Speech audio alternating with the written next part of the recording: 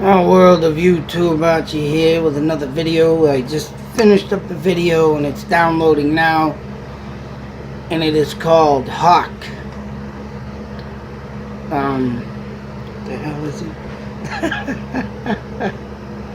Hang on a sec. Oh, Hawk guards Red Hawk, which is the red-tailed hawk. But Red Hawk guards this area. And go figure, you know, in my crazy searches and crazy things and crazy this, crazy that. Last year, being any newcomers, marked the 500th anniversary of the King Philip War. Now, Gorton, Massachusetts was one of the huge places that the King Philip War took place at. Not only that, also for the Indian and French War. But we want to talk about mind-blowing shit just thrown in your face. Now, a lot of my information I get from books.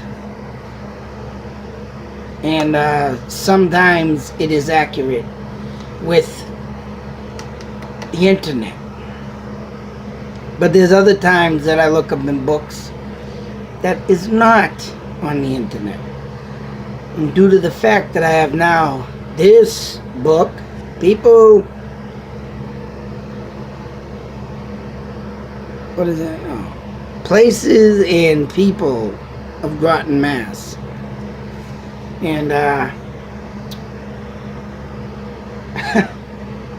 mean, I just get mind blown from this stuff because it just like comes out of the blue, for one. For two, my father, huge Indian explorer, all through the town of Mass. I mean, Ayr, Groton, Littleton. Literally, he'd search through the woods his own self. Due to these books right here, real books, real true stories. And since I've started this, he's been pulling out stuff on Indians that he has collected himself, and this book is one of them, of course, throughout the years. And there's quite a few places in this book that now I have to search, of course. Plus there's a Indian village in Groton that I'm looking to find. But the one thing in this book that stands out the most is what happened to me last year. And I get this call from a gentleman I've been working with a year or two. Ended up, well, maybe a year time, and he had a clean out Lost Lake, or either Lost Lake or Lost Pond Road. I think, no, Lost Lake Road, Groton, Mass. So I'm like, alright, get myself all prepared for work. And I did the video for the area and the house to show where I was before I even heard of this. I did ask my father of the area in which it could have been infested of Indians. Of course, he said, a lot of old towns infested of Indians. You know, everywhere around Massachusetts, Indian lived and dwelled. Why it's been all forgotten, that's why I'm making these videos, for the forgotten stuff to be remembered. And this, but this, how this came out, fucking insane. Insane. So I'm on Route 225. I actually cut through Leominster to get over into Lancaster and Route 2A, and cut over on Route 225 for the local people that know it, and cut through Shirley and all that, and I was just about getting to the crossroad, or it comes up to a T, and that leads into 110 or 111, Route 111 from Groton Center. The center of Groton has 111, then it goes and takes the right turn 225, you know, they're all over the place out there. But the 225 I took, you know, led into 111. 111 brought me to the center. To the center I took a left. Route 40, which this book mentions. Route 40. And I guess my brother has been looking up stuff on Indian tribes. He was trying to find an Indian village out there. And I think my father's getting a little old and confused of who he's talking to, because he started going over this book with me. Here's the stone walls I was telling you about, and I'm thinking I didn't talk to him anything recently about stone walls, but I just went in with the story anyway, because of course it's got to do with the Indians. And sure and shit, when he said, when you take a left on 40, and he was reading out of the book, not even a mile and a half down the road, in between the center where Route 40 starts to the road that I went to, in between, and it's at least a mile and a half from the center to that road that I was on. Go figure. In this book right here, see it? Right here. In this book tells, I believe, of an Englishman that lived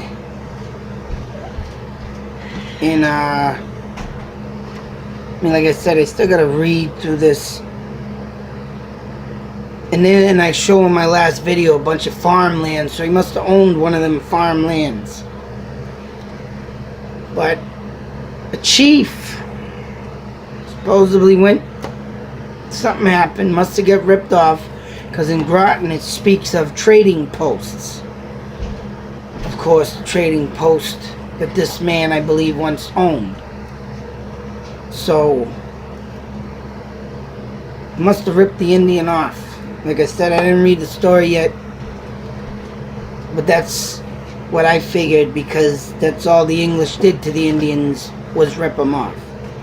So this chief went and set off to go kill this guy, but the guy got the best of him and ended up killing him, mind you. So he must have been on one of them farms that I show in my video of, once again, the title is Red Hawk Guards This Area. So the story goes on to say that the son of this chief went to get revenge. Unfortunately, he got killed too. So, not knowing this until today, like I said last year, I took a picture. I'm putting my thumbnail picture of the hawk sitting on that telephone pole. And I've been meaning to do this, but the picture has the date. Of course, I'll put it in the description box. But that hawk sat there, and just like at the King Philip death site in Bristol, Rhode Island, hawks watched that area. And when I was out there paying my respects at the death site of King Philip himself, one of them goddamn hawks zipped by me in the woods. Because when I was putting I made a rock I left out there, took a picture of everything, wrote on it my name, and in honor of the great Chief Medicom I put. And as I was looking around, I did do a tape recorder session, but of course my tape recorder fucked up, mind you. Pissed me off that day.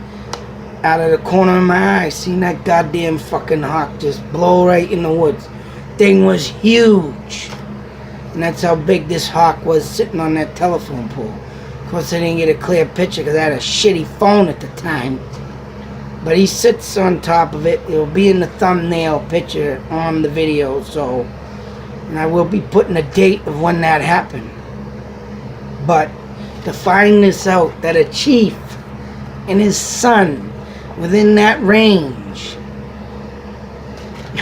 Here comes the story, because like I said, I haven't talked to my father about telling him about that hawk. Oh, and the thing I forgot to mention on that, when I started to go up to that T section to get on 111 to cut over, I forgot a freaking hawk flew in front of my truck, mind you, on my way to that job. So everything shows you, I show where the hawk came. And if I was doing like a little more speed, I think I mentioned that into another video too, but if I was going a little faster, I would have clocked that damn bird and killed it, or maybe bumped off my hood. But unbelievable of this coming up, just this out of the blue. He gives me this book to read and look at this, and what the and I'm like, I'm just blown away, mind you, just blown away of how this shit just comes up out of nowhere. Stuff I've been doing, stuff I've been researching, places I've been going, all just come out of nowhere.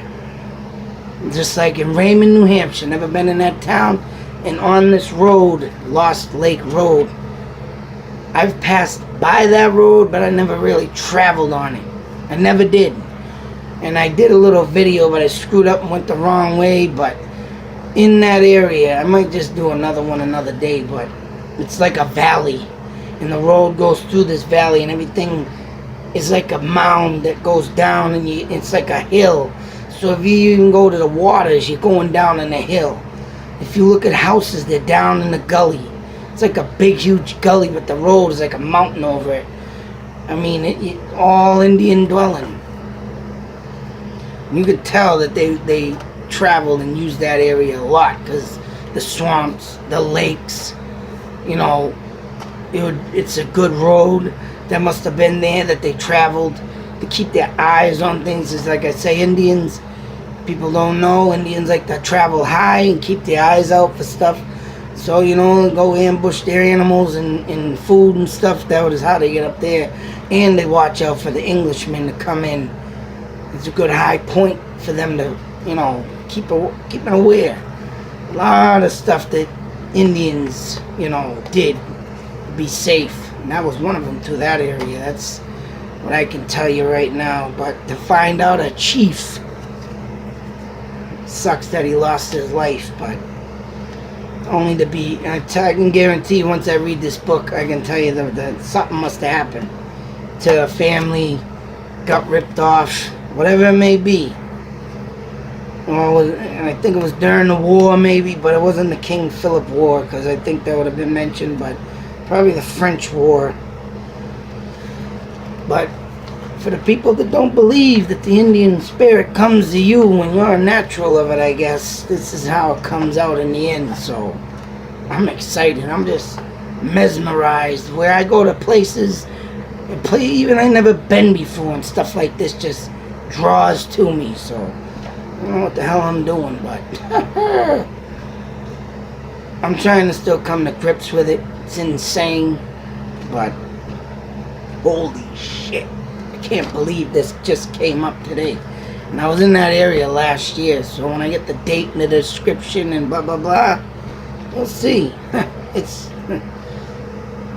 just, I gotta read this book and go through it, and I'm gonna go through it with for the part of the story for this. But once you take, if anybody travels that Route 40 and go through the farm area before Lost Lake Road, chief, son murdered, pay your respects, give a salute to them. They dwell there. I could say, man, jeez, but I wonder what been following me around. That bird must have knew I was or something, I don't know. It's just getting crazy, but call me crazy, but I guess it's true. The totem, when the Red Hawk visits you, it's gonna be there for the rest of your life, and you're gonna start finding things, it says. So here I am. Till that next video, YouTube Nation, be safe, take care, and believe.